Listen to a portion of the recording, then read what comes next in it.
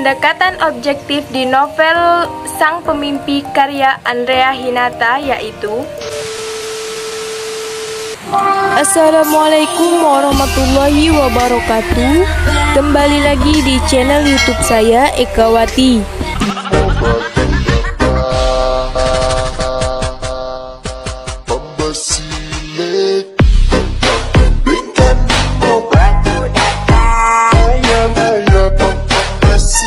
Di video sebelumnya kita sudah mengulas tentang struktural genetika dan pendekatan mimetiknya. Di video ini kita akan mengulas tentang pendekatan objektifnya, dan saya mengambil contoh yaitu dari novel Sang Pemimpi karya Andrea Hinata. Novel yang bertajuk Sang Pemimpi adalah karya Andrea Hinata yang kedua setelah novel Laskar Pelangi. Novel ini diterbitkan oleh Bentang Pustaka pada Juli 2006. Dalam novel ini, Andrea mengeksplorasi hubungan persahabatannya dengan dua anak yatim piatu, yaitu Arai Iksanul Mahidin dan Jimbron, serta kekuatan mimpi yang dapat membawa Andrea dan Arai melanjutkan studi ke Sorbonne, Paris, Prancis. Naskah Sang Pemimpi juga diadaptasi menjadi film Sang Pemimpi yang juga diproduksi oleh tim yang sama membuat film Laskar Pelangi, yaitu Miles Film dan Mizan Production.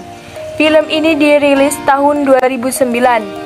Untuk mencari pemeran tokoh-tokoh Sang Pemimpi, menurut rencana Mira Laksmana akan melakukan casting di Belitung, Jakarta, dan Bandung.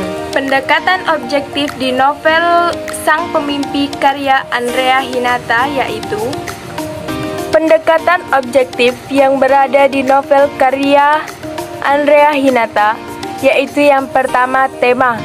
Tema adalah novel Sang Pemimpi karya Andrea Hinata adalah semangat tiga orang anak dalam mengarungi kehidupan dan menggapai mimpi.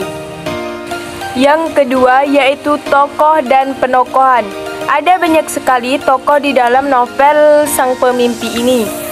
Tokoh utamanya yaitu satu Ikal Andrea Hinata sendiri, yang kedua Arai, anak yatim piatu, dan yang ketiga Jimron, anak yatim piatu.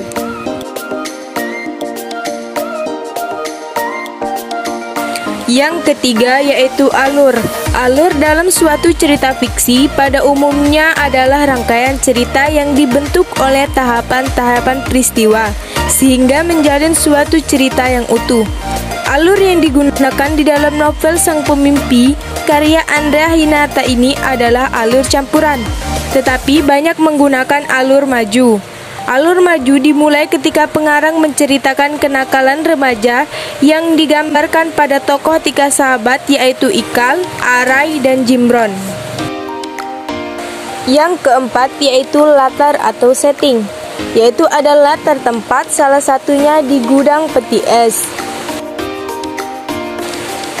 Yang kedua latar waktu, salah satunya yaitu waktu Senin pagi. Dan yang ketiga latar suasana, salah satunya suasana gugup.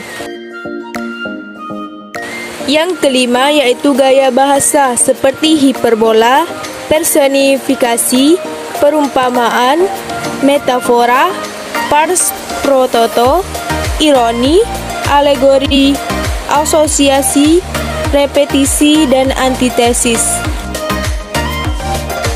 Yang keenam yaitu sudut pandang.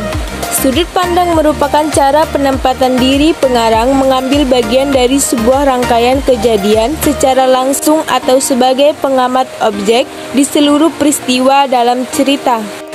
Dalam novel Sang Pemimpi karya Andrea Hinata ini, sudut pandang yang digunakan adalah sudut pandang orang pertama, artinya pengarang yang juga berfungsi sebagai pelaku cerita. Yang terakhir yaitu amanat. Amanat di dalam novel Sang Pemimpi ini yaitu 1. Keadaan yang serba kekurangan, bukan alasan untuk berhenti bermimpi. Tidak ada yang pernah tahu masa depan dirinya sendiri maupun orang lain. Itulah kata mereka. Yang kedua, selalu lakukan yang terbaik untuk menggapai semua cita-cita walaupun dalam keadaan yang sederhana. Yang ketiga, walau hidup terbatas namun selalu bahagia dari kasih sayang keluarga maupun sahabatnya. Yang terakhir, keadaan yang terbatas juga tidak menghentikan mereka untuk selalu berbagi. Nah, itulah pendekatan objektif yang terdapat di novel Sang Pemimpi. Kira-kira next video kita bahas materi apa lagi ya? Pantengin terus channel YouTube saya.